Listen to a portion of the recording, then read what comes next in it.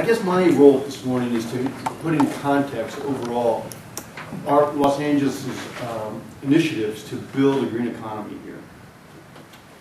And I want to start off by saying it all began about 5 years ago because of our mayor.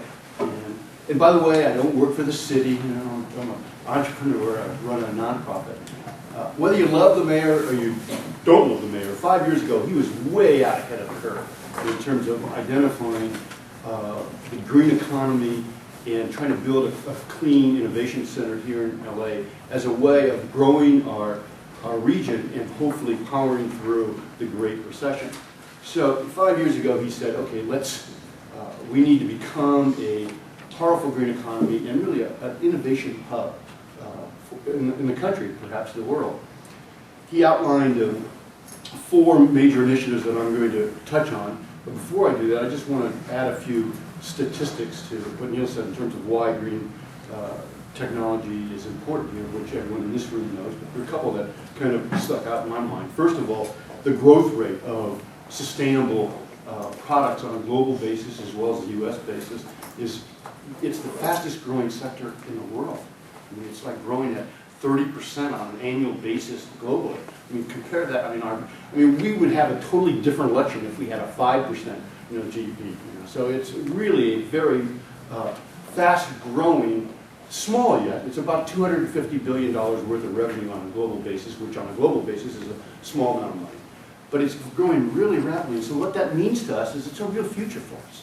This isn't going to go away. I mean, the country is going to rebuild its transportation and energy infrastructure in a very significant way over the decades to come. Second thing is that unlike the world I come from, and I come from software and internet and so forth, we in the clean tech world bend metal. We build stuff, and because we build stuff, a large portion of the people that work in this area work in manufacturing. It's a manufacturing-rich sector.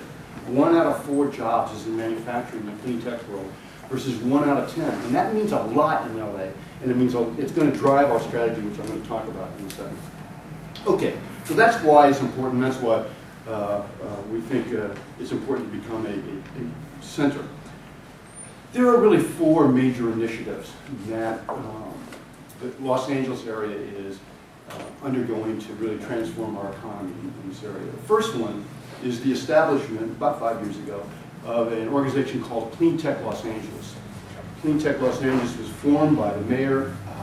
It is a partnership of about 8 really of the most important institutions in this area. It's from all the research universities, USC, UCLA, Caltech, and JPL, the Chamber, the Los Angeles Economic Development Corporation, the Mayor's Office, the LABC. These are the major institutions of this region, and it was formed as a connective tissue, really. We have 400 and some odd miles in size. We have a lot of things going on, but we don't really play well together. And if you're going to win in this area, you really got to start playing well together. And that's the purpose of Cleantech LA, is to bring us together, coordinate, and get us to working together in initiatives on a regional basis. The second component of our strategy is when you look at how regions have built ecosystems for technology and innovation, whether it's Silicon Valley or other areas, one of the key elements of that is that you have to have a physical concentration of people and companies, because we have to work together. You like to bump into people who are doing the same kind of thing you're doing in coffee shops and so forth. So having a physical place to innovate is a really important thing. It's really important in LA because we're, if you happen to work in Pasadena and you want to work with somebody in Santa Monica, you might as well have a helicopter because you're not. So one of our key strategies is to build an innovation hub here in Los Angeles, and it's called the Cleantech Quarter.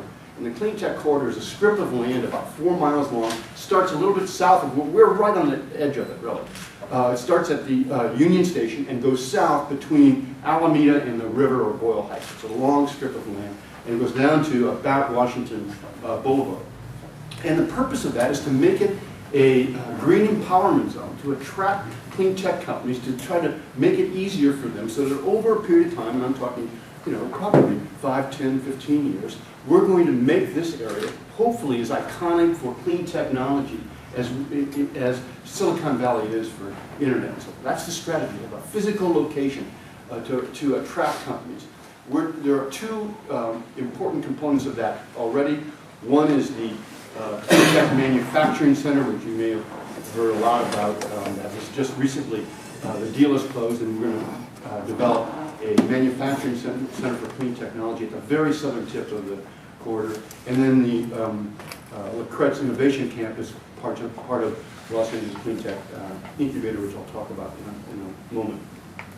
Okay, so we have a organization that's supposed to coordinate us. We have a physical a physical place that we're going to build an innovation hub, and then there are two components that are all aimed at building companies. One Jeff is going to talk about, which is Port Tech Los Angeles, and aimed at cleaning the port. And then the next one is the Los Angeles Cleantech Incubator, which I am fortunate enough to be the executive director.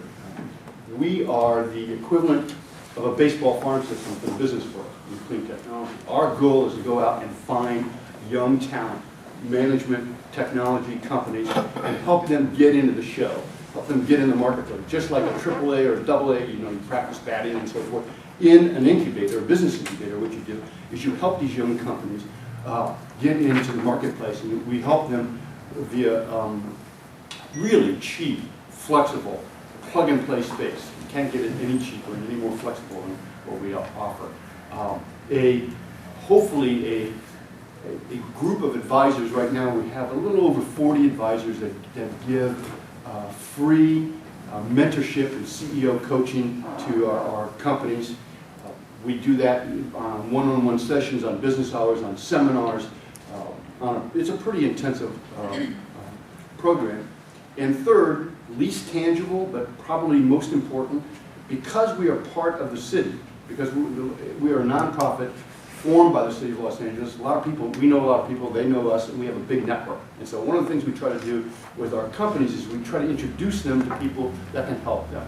We are not objective in this thing. We're out to make our companies a success. So we look to introduce them to potential financing sources, to customers, to people who can help them with their management teams, partner up for grants. All of those kinds of things is what we try to help our companies. And it's pretty intense. And because it's intense and because it's such an investment, we charge $300 a month per desktop in our organization, and it costs us 3 to 4 times that to deliver that service. Because of that, we have a pretty stringent vetting process. We look at a lot of companies every month, and about 1 out of 10 make it. Today we have 9 what we call portfolio companies, some of which are resident. About 3/4 are resident, and a third or quarter are non-resident. And they are in a wide range of sectors, from EV infrastructure to energy storage to transportation to energy efficiency to recycling to alternative energy generation. They're all young companies. They're all somewhere between the garage and getting their first round of official funding called Series A. And we are a pretty new organization. We're a year old. We're located in the Arts District, which is kind of the heart of the Cleantech Quarter, which is south of here. We have a romping, stomping 5,000 square feet, most of which is office, but some of which is manufacturing assembly area. We are in the process of, as I mentioned, building a permanent campus 1 block away, right across. How many have gone to the Earth Cafe? Oh, yes, yeah, okay, all right. Well, right across the street from the Earth Cafe, there's a block there. We own that block, and we're building a permanent campus there. It's 60,000 square feet, of which half of it is going to be an incubator, and the other half is going to be synergistic kind of clean tech operations, which include workforce training and the Department of Water and Power and so forth. So that's kind of our overall strategy from the city's perspective in terms of making this a clean tech center, having a coordinating organization, having a physical place to attract and build over a long period of time, a clean tech economy, and having the various groups dedicated to building companies. Because finally people are realizing that the best way of creating jobs isn't to build a bridge or a stadium. It is in fact to build companies. Building companies creates jobs, creates long term, and that's what our organization is all about. That's it. Thanks so much, Fred.